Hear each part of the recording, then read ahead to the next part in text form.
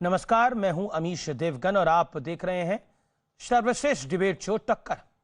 चीन के मुद्दे पर कांग्रेस लगातार मोदी सरकार को घेर रही थी, लेकिन आज भारतीय जनता पार्टी ने गांधी परिवार के खिलाफ बड़ा मोर्चा खोल दिया। पार्टी के अध्यक्ष जगत प्रकाश नड्डा ने कहा कि एक राजवंश के कारण भारत ने अपनी हजारों किलोमीटर जमीन गंवा दी और साथ ही भारतीय जनता पार्टी ने यह भी आरोप लगा दिया कि कांग्रेस की सरकार के दौर में सियाचिन को पाकिस्तान के हवाले करने की पूरी तैयारी हो गई थी। लेकिन तत्कालीन एनएसए के विरोध के बाद और आर्मी चीफ के विरोध के बाद ऐसा नहीं हो पाया। आखिर इस बड़े आरोप की सच्चाई क्या है, आज इसी पर होगी जोरदार टक्कर। वाकई क्या उस दौर में सियाचिन को पाकिस्तान को देने का मूड बना लिया था सरकार ने? यह सिर्फ भारतीय जनता पार्टी का आरोप नहीं है। इस एक किताब है श्याम सरन साहब की, how India sees the world Kautilya to the 21st century, उस किताब में भी इसका जिक्र है। तो आज सीएनबीसी आवाज पर इस पर भी हम बातचीत करेंगे। पहले रिपोर्ट और फिर सीएनबीसी आवाज पर टक्कर।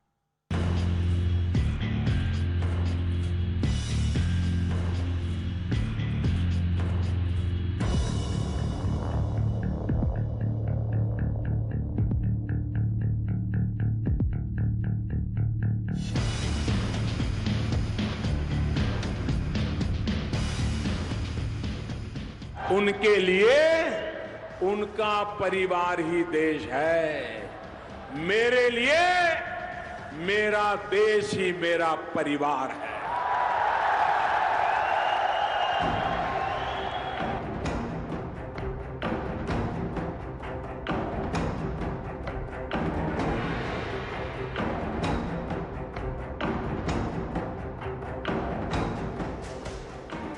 आपको इसमें राजनीति दिखाई पड़ती है, हमको इसमें देशभक्ति दिखाई पड़ती है।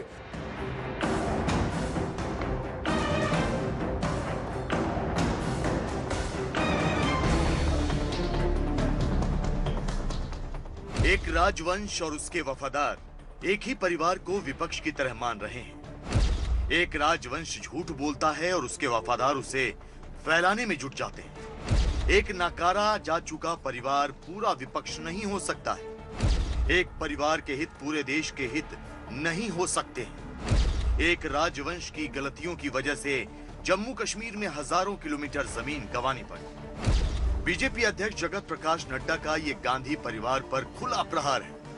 बड़ी बात यह है कि ये निशाना पूरे कांग्रेस पर नहीं, बल्कि सिर्फ गांधी परिवार पर है। चीन के मुद्दे पर राहुल गांधी और सोनिया गांधी खुलकर मोदी सरकार पर वार कर रहे हैं। राहुल गांधी ने सिलसिलेवार हमला करते हुए मोदी सरकार को चीन के मुद्दे पर फेल साबित करने की कोशिश की।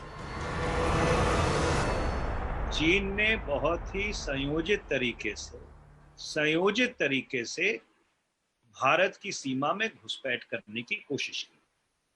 दुर्भाग्यपूर्ण बात यह है कि इस घुसपैठ को लेकर पाक साफ होने की जगह सरकार ने उस चीज को छुपाने की कोशिश की। देखिए, हिंदुस्तान आज एक लोकतंत्र है, परिवारशाही नहीं है।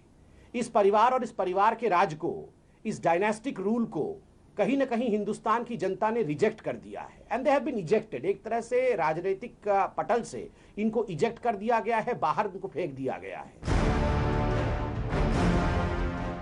वैसे ये पहली बार नहीं है जब जेपी नड्डा ने राहुल गांधी और गांधी परिवार पर वार किया। अमीश देवगन को दिए एक्सक्लूसिव साक्षात्कार में भी जेपी नड्डा सियासी हमला कर चुके हैं। राहुल जी की राजनीति के बारे में अंडरस्टैंडिंग क्या है ये आप जानते हैं जी। उनके बयानों को कितना आप समझ सकते हैं, उसकी गहराई में जाने का। क्या आपको लगता है Congress party all out attack कर रही है आप पर? यानी Gandhi family, I am talking about Priyanka Gandhi Vadra, Rahul Gandhi, Sonia Gandhi. नहीं, वो विपक्ष में है, विपक्ष में रहकर जो भी करना चाहते हो। बड़ा सवाल यह है कि क्या वाकई चीन के मुद्दे पर सिर्फ गांधी परिवार ही मोदी सरकार के खिलाफ है? इसी पर होगी देश की सबसे बड़ी बहस। और अब वक्त है विश्लेषण का। मोदी सरकार बनाम गांधी परिवार का विश्लेषण सुनिए। चीन के मुद्दे पर गांधी परिवार के सुर बाकी विपक्ष से अलग हैं। पॉइंट नंबर 2, सरकार और सेना ने आश्वासन दिया गांधी परिवार नहीं माना। सरकार ने आश्वासन दिया, ऑल पार्टी मीटिंग भी बुलाई, लेकिन गांधी परिवार नहीं माना। देश का आंतरिक मुद्दा राहुल लगातार ट्विटर पे उठा रहे हैं, बार बार कह रहे हैं हमारी जमीन छीन ली है चाइना ने। सर्वदलीय बैठक में कांग्रेस के अलावा ज्यादातर दल सरकार के साथ थे। कांग्रेस के गठबंधन वाले दल एनसीपी और शिवसेना ने भी सरकार का मुखर समर्थन किया। मायावती ट्विटर पर खुलकर लिख चुकी हैं, ये सब फैक्ट सामने हैं, पटल पर है। शी जिनपिंग की पार्टी और कांग्रेस में एमओयू की मंशा पर बीजेपी सवाल उठा रही है। उसके अलावा सियाचिन के मुद्दे पर कौन सच्चा है और कौन झूठा है, ये एक बड़ा डिबेटेबल पॉइंट है, क्योंकि मेरे पास एक किताब की कॉपी भी है जो कि श्याम शरण साहब ने लिखी है, जो फॉर्मर फॉरेन सेक्रेटरी रहे, how India sees the world. ये किताब है श्याम शरण की, Kautilya to the 21st century. इस किताब के कई पृष्ठों पर लिखा है कि 2006 में एनएसए, एमके नारायण और श्याम और साथ ही साथ जे सिंह जब एक तरफ खड़े हो गए, तब सियाचिन को लेकर जो मौजूदा सरकार थी उसने अपनी चुप्पी को तोड़ा और कहीं ना कहीं सियाचिन पर जो उन्होंने मूड बनाया था वो नहीं हुआ। ये इस किताब में कोट है। मेरे साथ बात करने के लिए कई मेहमान हैं। मेरे साथ आज की इस चर्चा में डॉक्टर सुधांशु त्रिवेदी हैं, बीजेपी के कद्दावर प्रवक्ता, राष्ट्रीय प्रवक्ता, मेंबर ऑफ पार्लियामेंट। मेरे साथ रोहन गुप्ता इस चर्चा में जुड़ रहे हैं, जो कि कांग्रेस के प्रवक्ता हैं और उसके साथ साथ आईटी सेल के अध्यक्ष भी हैं। मेरे साथ अनुराग भदौरिया हैं, जो कि समाजवादी पार्टी के वरिष्ठ नेता हैं, प्रवक्ता हैं। मेरे साथ इस चर्चा में अवनीजेश अवस्थी हैं, संघ के जाने माने विचारक हैं, उनका अभिनंदन है प्रोफेसर अवस्थी का। मेरे साथ आचार्य प्रमोद कृष्ण है, कांग्रेस के स्टार प्रचारक रहे और राजनीतिक मामलों पर अपनी राय रखते हैं। आप तमाम लोगों का बहुत अभिनंदन है। लेकिन आज सियाचिन पर सबसे बड़ी गवाही आर्मी के फॉर्मर चीफ जनरल जे सिंह हमारे साथ होंगे, उनको मैं आपके समक्ष पेश करूंगा। सियाचिन पर सबसे बड़ी गवाही आज लाइव होगी। दूध का दूध, जैसा मैंने बोला, पानी का पानी होगा। लेकिन मैं शुरुआत करता हूं आपसे डॉक्टर सुधांशु त्रिवेदी। सवाल बड़ा है क्योंकि चीन का मुद्दा चल रहा था, भारतीय जनता पार्टी ने सियाचिन की बात करी, जगत प्रकाश नड्डा ने बोला कि यह परिवार तंत्र है, हम देश तंत्र की बात करते हैं। क्यों?